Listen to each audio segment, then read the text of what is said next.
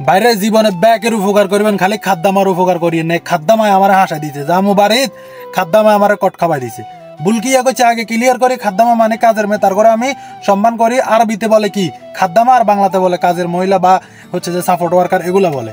হিতি আমারে আইছে, দরজা খুলছি, খুলবে ওরা কান্দি কান্দি কর, কয় যে আর ম্যাডাম বালানো এনে করছে হেনে করছে, আরে সাবান কিনে দে না, তেল কিনে দে না, তারপর হলো যে মোবাইলে রিচার্জ করে দে না। ভাই তুই তো গাড়ি চালস, আমরা একটু উপকার কর।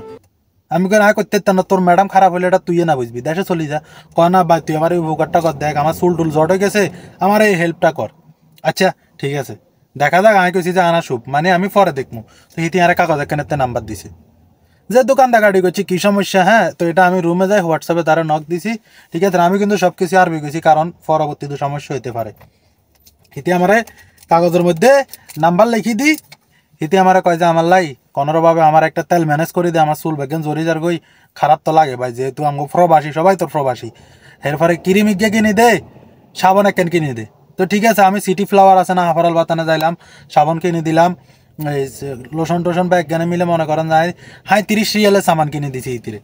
তো হিতি আবার আরে ফোন দিয়ে কয় যে পরের দিন মাদ্রাসা বন্ধ আছে, হ্যাঁ বাসাত কেউ না, ওই দরজা দিয়ে আইও। হিতির আর কিছু না, আমি যাই তাইতাম না, আনা মা একদার, কারণ আমি কিলা হিতির বাসাত যাবো। এখানে আমি চাকরি করি ভাই, এটা জীবনেও করিয়েন না, চাকরি করে আমি হিতির ঘরের মধ্যে কিলে ঢুকবো। তা বলো দিয়ে ডাম আছে না, ডামের হেডটা হালাই তুই চলে গেছি। তারপরে তো রিক্স কিরা আমার হিতির ম্যাডামে গেলে একই সাথ। এদেশে মাইন্ড করে না, এদেশে এগুলো তো মাইন্ডই করে, কবো খাদ্দামার সাথে এদের রিলেশন চলে। ভাই বোনের সম্পর্ক হইলো এদেশে তারা মাইন্ড করবই, কারণ এই দেশে হলো মাইন্ডের যুগ, বাপেরা বিশ্বাস করে না তারা। আচ্ছা ঠিক আছে, ভালো কথা। পরে কি হলো, এবার হিতি বাসার সামনে গেলে বুঝছেন, হিতি ম্যাডামের আনতাম, হিতি বুট্টুর করে হোয়াটসঅ্যাপ ভয়েস দেখো, রিমন তুই আই সত্যি, আর ম্যাডাম 2 মিনিট হরে আইব, 1 মিনিট হরে আইব, নাম ধরে ধরি। হচ্ছে 3-4 দিন হচ্ছে বয়েসদের আই রিপ্লাই টিপ্লাই কিন্তু ভালো দিনে। বয়েসদের আবার মনে করেন যে ম্যাডামের মান্য শুনি গেছে, শুনি আবার মারা লাগাই দিছে, কয় যে এনে রিমনের লগে তো সোহাগের হ্যাঁ এনে সম্পর্ক আছে। আচ্ছা ফিরুল্লাহ না আউজুবিল্লাহ। তো হিতি আবার মনে করেন যে ডাইরেক্ট আর কফিলের বিচার দিয়ে লাইছে। আর কফিল তো বালা মানুষ, হ্যাঁ গোছ বুঝে না, ঠিক আছে নি, হেতে আবার ডাইরেক্ট আয় আরে জিজ্ঞা লাইছে, কয় তোর লয় খাদ্দামার লয় কি। আমি আস্তা করলাম না আউজুবিল্লাহ, আমি সাহিত্য আনি রে যে মার লয় খাদ্দামার লয় কি, আমি তো কিচ্ছুও জানি না। কিন্তু হেরা ভিতরে ভিতরে সব বুঝিয়ে লাইছে, কারণ হেরা তো ওইটাই। এবার আরে আবার হোয়াটসঅ্যাপ দেখার কয় না কি হোয়াটসঅ্যাপে কি সমস্যা। এবার আমি সব কিছু আরবিতে বুঝে বললাম, হিতি আরে কান্দি কান্দি নাম্বার দিছে, ম্যাডাম এই করে না সে করে না, ম্যাডাম খারাপ। হ্যাঁ এ কথা কবে আরে এবার এই হিতি আরে স্টাইল সাবান শ্যাম্পু এখানে আনে দিবে লাগেছে। কফিলেরে কইছি, কফিলেরে এটা কবি ওরা, কফিলে কি কর, কফিলে কয় তুই হেতের ম্যাডামের না কবি, হেতের ম্যাডামের কস না কিনলে।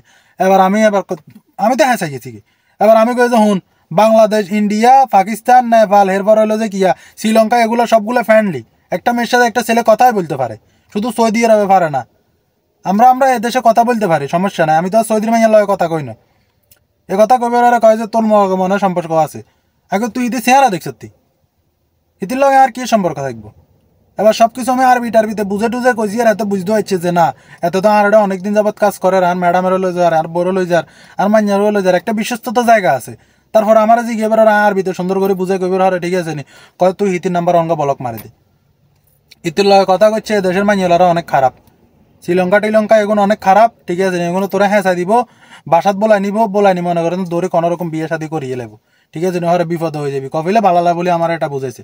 তো বুঝাইছে, এখন আপনার কাছে আমি কেন বলতেছি এটাও তো আপনারা জিজ্ঞেস করবেন। এটা আমি আপনার করে বলতেছি যে আপনার নতুন মানুষ সৌদি আরব আইবেন, আপনার এরকম হেঁচা দিব, আপনার তো ভালো মানুষ, হ্যাঁ আমার কাছে তো গাড়ি আছে, সাবান শ্যাম্পু আনে দিলে আর কি হইব। বাংলাদেশে তো আমরা মানুষ উপকার করছি, ড্রাইভিং করছি, এই দেশটা কিন্তু এরকম না, এ দেশে এগুলো করণ যাইতো না। আমি তো বা আরবিতে সুন্দরভাবে বুঝে টুদে দিছি, আর মনে তো এত কিছু নাই, উড়ান মানুষ এবার হরে। হ্যাঁ আমি জানি যে কিরে আর লগে তো সবার লগে ফিরি। এরপরে আমি এটাও কইছি, আমি কই তোর এডে আমি চাকরি করি, আমি আকাম কুকাম করলে 1200 রিয়াল দিয়ে তো করতে পারি, তুই আরে বেতন ধর আমি বুঝি তোর ঘরের তো করবো। এটা কইছি, আর কফিল একদম ঠান্ডা হয়ে গেছে, কারণ হেতে জানে হাফারাল বাতানে কি আছে কি নাই। আর ড্রাইভিং করি, গাড়ি চালায়, সারাদিন রাস্তা থাকি। আমার কফিলে একদম ঠান্ডা মান্ডা হয়ে গেছে, হেতে বুঝিয়ে লাইছে। আবার হেতের বোনেরও আমি সুন্দর করে হরের দিন বুঝাই কই দিছি যে হিতির ম্যাডাম, কাজের মাইয়ার ম্যাডামেরও সুন্দর করে বুঝাই কই দিছি হাওয়ার আলবাতানে ব্যাগ কিছু আছে, আয় জায়গায় কাজ করি কফিলের আন্ডারে, আয় এটা করতাম না, করলে বাইরে করবো, ডাইরেক্ট কই দিছি, কারণ খোদার কথা আমি করে দিছি, হ্যাঁ এত লুকাচুরি কাম নাই না, বাংলাদেশে ওলা হয়। তা আপনারা যারা নতুন আসতে চাইতেছেন বা নতুন আসবেন, কোনো দরকার নাই, আমি আরবিতে বুঝাই বলছি, আপনি কিন্তু বলতে পারতেন না। আরবিতে বুঝে করতে পারবেন হাইতেন না, তাহলে কি হয়ে যাবে, আপনার দোষী হয়ে যাবেন, বাইরে চলাক কাটিয়ে দিয়ে আইবেন, হাসি দেবেন, কোনো দরকার নাই। আমার ভিডিও থেকে একটা না একটা কিছু শিখবেনই। যারা শেষ পর্যন্ত আসছেন ধন্যবাদ। আল্লাহ হাফেজ, ভালো থাকবেন।